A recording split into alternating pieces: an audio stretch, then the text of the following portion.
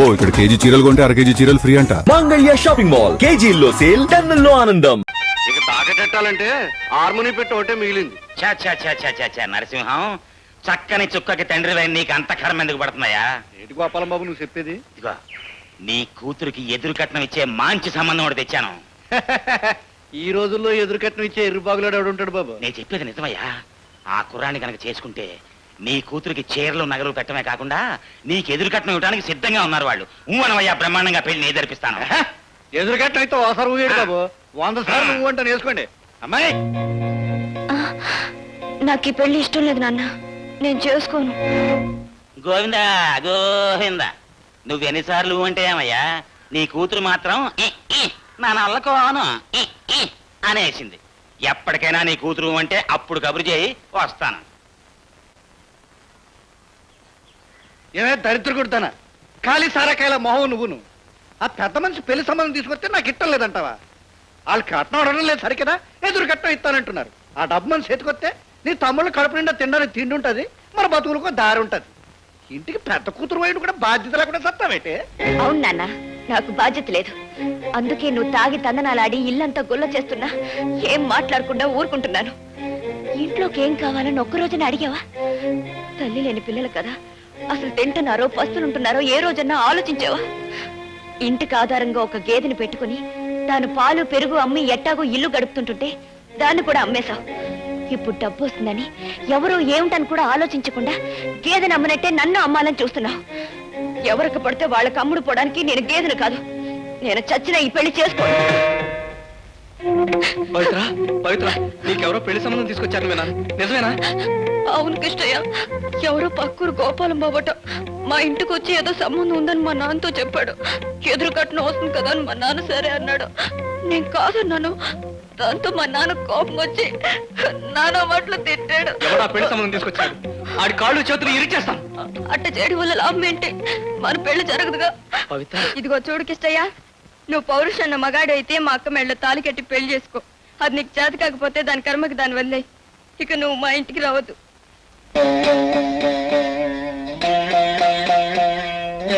నువ్వు పౌరుషన్న మగాడు అయితే మా అక్క మెళ్ళ తాలి కట్టి పెళ్లి చేసుకో. ఏరా నరసింహు, తమరా బాబు, దయచేయండి దయచేయండి. ఏరా ఊరికి పెద్దవాళ్ళు మేము వస్తే చెప్పులు విసిరేసి మర్యాద చేస్తావా? తప్పుగా అర్థం చేసుకోకండి బాబు, పిల్లలు ఇల్లు అలుకుతున్నారు, తారాకే చెప్పులు బయట పడేశాను. రండి బాబు, కూర్చోండి. ఏంటి బాబు, ఊళ్ళో పెద్దలంతా కట్టకట్టుకొచ్చారు? ఏమి లేదురా, పవిత్రకి ఒక మంచి సంబంధం తీసుకువచ్చాం.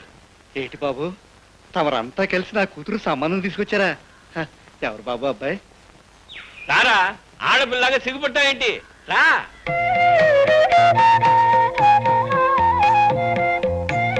రారా.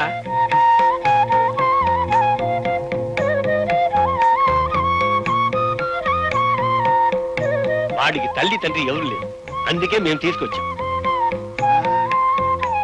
రే పిల్లలు, గౌరీ, సిట్టి, సిన్ని, రండ్రా. మన దశ తిరిగిపోయిందిరా. మీ కాబోయే బావగారిని చూడండి రా. రేపు ఎప్పుడైనా నేను సారథ గోవింద అన్నా అనుకోండి, మీ మంచి సెడ్డలు చూసుకునే పెద్ద మంది దిగి వచ్చాడు రా. మీ అక్క ఎదురా, మీ అక్క దమ్మా తాత. అమ్మా తాంబూలాలు అట్టుకుని పెళ్లి కొడుకు గుమ్మంలోకి వచ్చాడమ్మా. ముహూర్తాలు ఎప్పుడు పెట్టాలా అని ఊళ్ళో పెద్దలందరూ కట్టుకుని వచ్చి కూర్చున్నారమ్మా. చెప్పు తల్లి, ముహూర్తాలు ఎప్పుడు పెట్టాలమ్మా? చెప్పమ్మా. అదేంట్రా, ముహూర్తం ఎప్పుడు అమ్మాయిని అడుగుతావు? ఏం లేదు బాబు, అమ్మాయి పెళ్లి అమ్మాయి ఇట్ట ప్రకారమే జరిపిద్దాం. సరే, అబ్బాయి నీకు నచ్చాడుగా? చేసా అబ్బాయి ఏంటి బాబు, అబ్బాయి కంటే అబ్బాయి చేసే ఉద్యోగం నాకు చాలా నచ్చింది బాబు. ఏరా కృష్ణయ్య, ఏదైనా ఉద్యోగంలో చేరావా?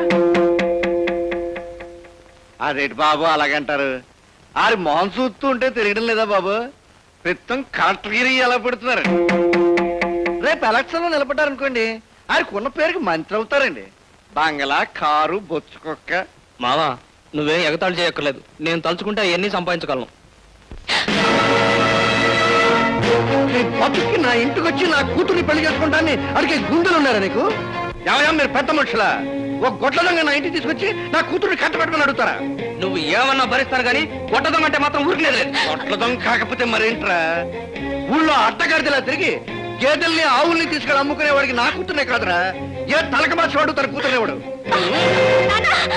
తప్పుకోవే.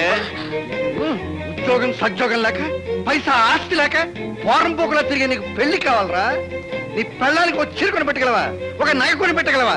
కనీసం కడుపు నిండా ఒక పూట తిండి పెట్టగలవరా? నిన్ను నరసింహం, నువ్వు నన్ను ఇన్ని మాటలు అన్నందుకు నీ కాళ్ళు చేతులు ఇరిచేసేవాణ్ణి. కానీ రేపు నీ కూతురుతో నాకు పెళ్ళయ్యాక ఈ కాళ్ళకే నేను మొక్కాలి. ఆ చేతులతోనే నువ్వు నా కాళ్ళు కడిగి కన్యాదానం చేయాలి. అందుకే వదిలేస్తున్నాను. ఏమన్నావు?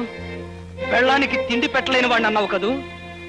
చూస్తుండు నేనెంత ప్రయోజకుడినో నిరూపిస్తాను. నువ్వు నీతో పాటు ఈ ఊరు గర్వపడే మనిషిగా తిరిగి వస్తాను. అప్పుడే పవిత్రను పెళ్లి చేసుకుంటాను. వస్తాను.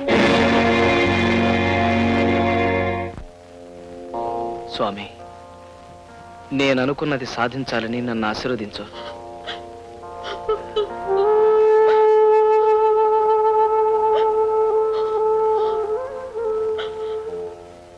ఎందుకు పవిత్ర ఏడుస్తున్నావు?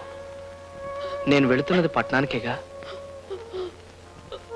ఒక ఏడాదిలోగా మనం సుఖంగా సంతోషంగా బ్రతకడానికి కావలసినంత డబ్బు సంపాదించుకొస్తాను. 10 మందిలోనూ ప్రయోజకుడిని అనిపించుకుని నిన్ను పెళ్లి చేసుకుంటాను.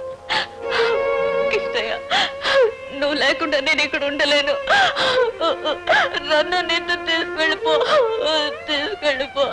పవిత్ర, నాకు నిన్ను తీసుకెళ్లాలనే ఉంది. కానీ మనం అలా వెళ్ళిపోతే అందరూ నిన్ను నేను లేవ తీసుకుపోయాను అనుకుంటారు. అందుకే నలుగురిలోనూ తాళి కట్టి భారీగానే తీసుకెళ్తాను. అక్కడికి వెళ్ళి నన్ను మర్చిపోవుగా. నీతో కలిసి బ్రతకాలనుకున్నవాణ్ణి నిన్నెలా మర్చిపోతాను చెప్పు?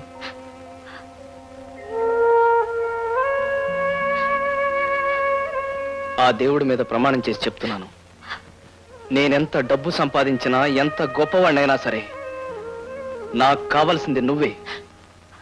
మరి నువ్వు? ఎన్ని కష్టాలు వచ్చినా సరే నీకోసమే ఎదురు చూస్తూ ఉంటాను.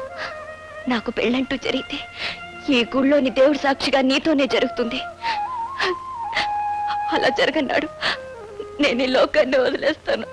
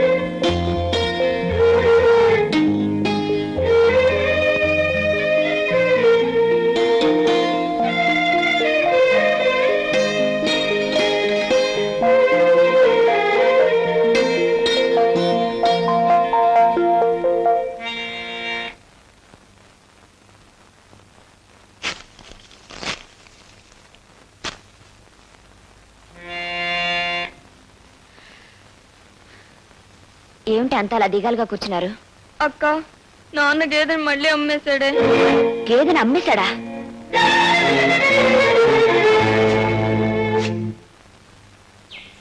నాన్న, మళ్ళీ గేదెని అమ్మేశావా? ఇంక దాని విషయం నువ్వు బాధపడకమ్మా. గేదెని నేనే అమ్మేశానమ్మా. అమ్మా, మనుషులు మనకే తినడానికి తాగడానికి ఏటి నాకపోతే గేదెకి ఏమిటి మేపుతామమ్మా? మనం దానికి ఏటి ఎట్టలేదనుకో, అది కొన్నాళ్ళకి అలా నీరసించిపోయి చచ్చిపోదు. జంతువులు చంపిన పాపం కూడా మనకు వస్తుంది. అందుకని నేను బాగా ఆలోచించి ఆ పిచ్చి ముండని 2 సార్లు కూడా అమ్మేశానమ్మా. కానీ విశ్వాసం కలిగి జంతువుల్లో గేదె కూడా ఒకటి. ఎందుకంటే అది ఉన్న నాళ్ళు మనకు పాలు ఇచ్చిందా, అది వెళ్ళిపోయి కడుపు నిండా సారా ఇచ్చిందమ్మా. గేదె పాలే కాదు సారా కూడా ఇస్తుంది అన్న గొప్ప సత్యాన్ని నేను ఇప్పుడు నేర్చుకున్నానమ్మా. అమ్మా, సారా ఇంట్లో ఉంటే దొంగలు ఎత్తుకుపోతారని గొయ్యి తీసి కప్పెట్టేస్తున్నాను. ఆ సీసాలతో పాటు మమ్మల్ని పాతేయచ్చుగా. కుటుంబం అంతటికి ఆధారంగా ఉన్న గేదెను కాస్త అమ్మేశావు. రేపటి నుంచి ఇంటిల్ల పాతి ఎలా బ్రతికేది? పిల్లల ఆకలి అడిగితే ఏం చేయాలి? ఏం చేయాలో చెప్పు. ఏం చెయ్యాలో ఆలోచించే బదులు ఆ గోపాలం బాబు తెచ్చిన సంబంధం చేసుకోవచ్చుగా. అప్పుడు నీకు మొగుడుంటాడు, పిల్లలకి అన్నం ఉంటుంది, నాకు మందు ఉంటుంది. నాన్న, కిష్టయ్యకి తప్ప నా మనసులో మరెవరికి చోట్లేదు. అతను వచ్చే వరకు కష్టపడి పనిచేసైనా సరే నా చెల్లిని తమ్ముళ్ళని నేను పోషించుకోగలను. పిచ్చి పిల్ల.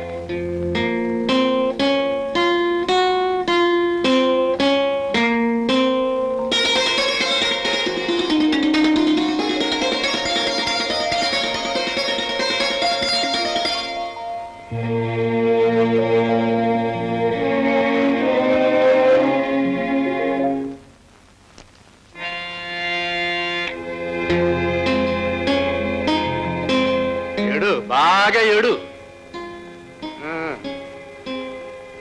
ఆన్నే నువ్వు నమ్ముకుంటూ కూర్చుంటే ఆఖరికి నీకు ఏడిపే మిగిలేది. పట్నంలో సెట్లకి రూపాయలు కాస్తాయి, వెళ్ళి దులుపు రావచ్చు అని గెంతుకుంటూ ఇటు పట్నం వెళ్ళాడు. నేను సంపాదించాను, ఓ రోజైనా ఉత్తరం రాశాడా? రాయలేదు.